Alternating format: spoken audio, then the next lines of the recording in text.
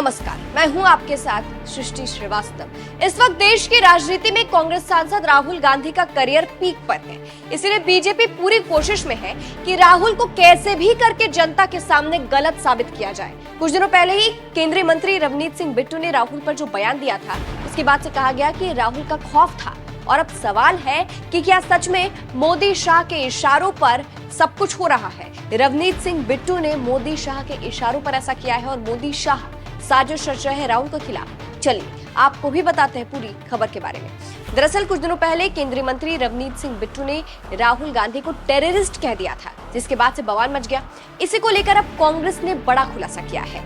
कांग्रेस नेता सुप्रिया श्रीनेत ने बड़ा खुलासा करते हुए कहा, क्या वो ऐसे बयान प्रधानमंत्री और गृह मंत्री के इशारे पर दे रहे हैं? भाजपा नेता से मुझे सिर्फ इतना ही कहना है कि वो जो बयान दे रहे हैं उससे उनकी असलियत देश के सामने आ रही है।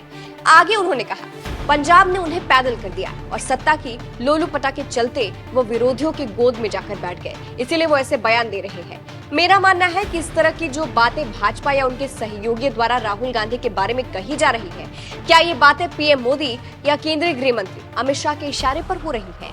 अगर ऐसा नहीं है तो क्या लोकतंत्र में नेता प्रतिपक्ष के खिलाफ इस तरह के हिंसात्मक बयान दिए जा सकते हैं? अगर प्रधानमंत्री और गृह मंत्री के अंदर मर्यादा बची है तो ऐसे लोगों तथा आतंकियों को उठाकर जेल में डालें।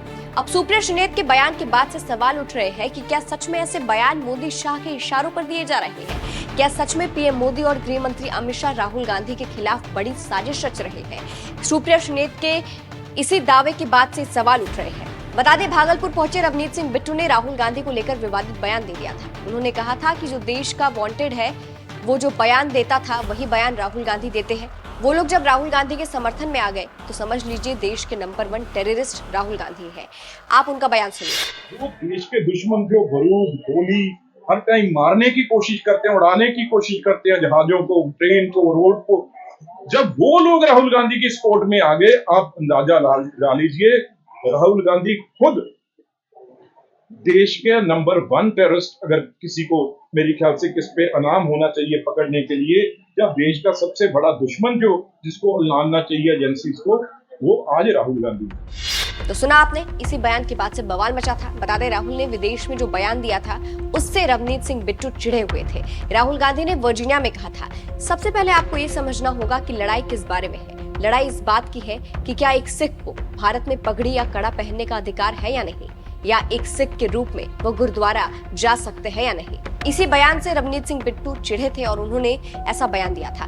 बात राहुल गांधी की करें तो वो लगातार मोदी सरकार की पोल खोल रहे हैं। अमेरिका में भी राहुल गांधी ने जमकर मोदी सरकार पर निशाना साधा था।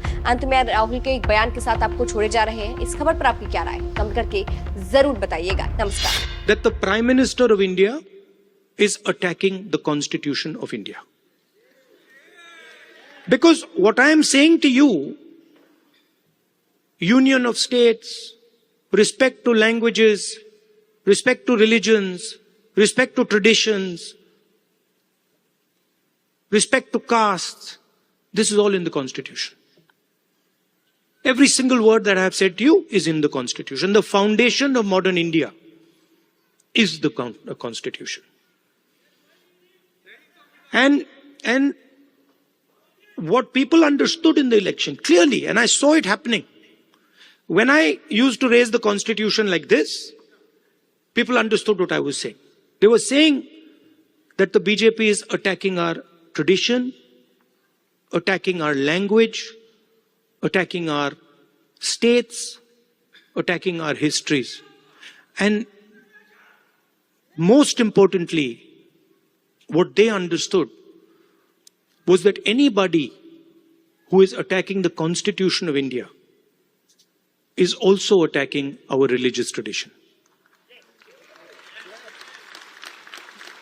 Right? And that is why in my first speech in Parliament, you must have noticed, when I described Abhay Mudra, the fact that this is a symbol of fearlessness and it is present in every single Indian religion.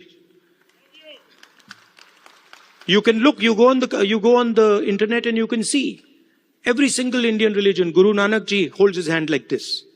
Shiva holds his hand like this. Every single Indian religion, the hand is a symbol of fearlessness. And when I was saying this, the BJP could not stand it.